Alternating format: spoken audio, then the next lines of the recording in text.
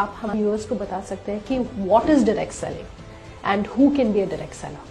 Direct selling जो traditional system जो retail stores के थ्रू प्रोडक्ट्स बेचे जाते हैं, इसके बजाय डायरेक्ट सेलिंग में डोर टू डोर और कंज्यूमर्स जो डायरेक्टली अदर कंज्यूमर्स को 1-to-1 कन्विंस करते हैं और प्रोडक्ट सेल करते हैं। Okay.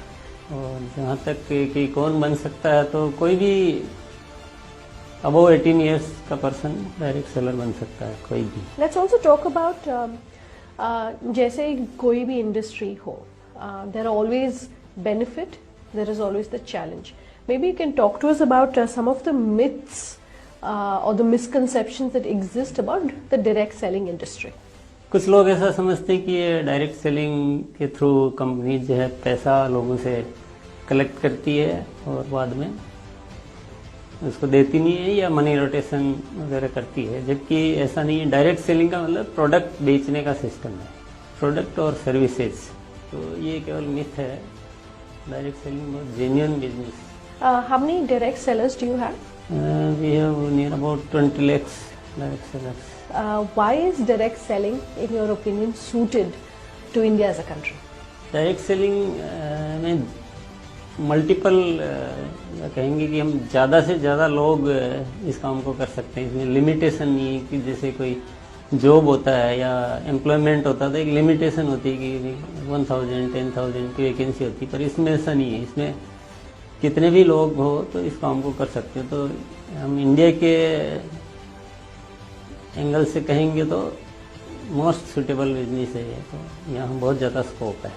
So, what is your advice for someone who wants to become a direct seller? What is your advice in terms of what they should keep in mind if someone wants to become a direct seller? लोगों को किसी लालच में नहीं आना चाहिए, एक genuineness check करनी चाहिए कि जो जिस कंपनी से वो जुड़ रहे हैं उसके प्रोडक्ट जेन्युइन है, उसकी प्राइस जेन्युइन है, और कहीं ऐसा तो नहीं है कि अभी पैसा लिया जा रहा है और कुछ बाद में देने का कमिटमेंट है, या किसी नाम से पैसा लिया जा रहा है और प्रोडक्ट नहीं दिया जा रहा है। तो ये सब चीज़ें देखनी चाहिए।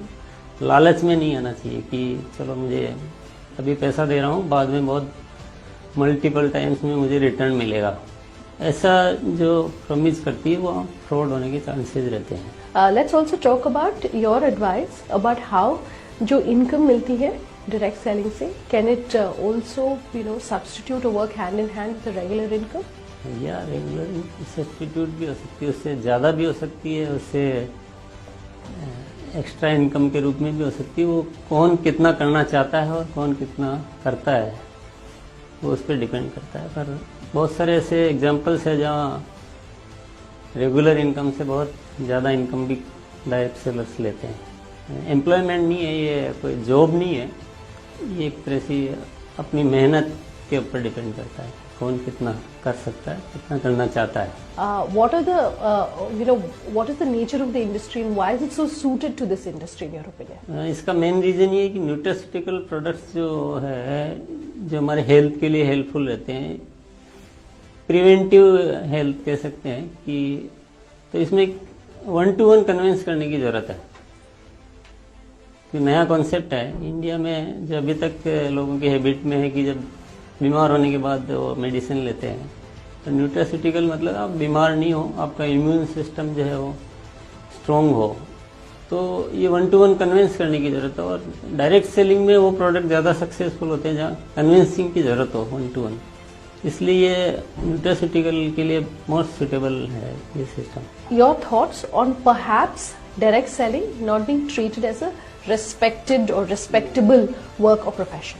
या ऐसा एक वो लोग जो सोचते हैं, जो इससे जुड़े हुए नहीं होते हैं, जो केवल सुनी सुनाई बातों पे जो विश्वास करते हैं, उनको ऐसा लगता है कि ये एक रेपुटेड बिजनेस नहीं है, जबकि ये बहुत अच्छा काम है, सम्मानजनक काम है, इसमें कोई बुराई नहीं है। कोई भी हम अच्छी चीज़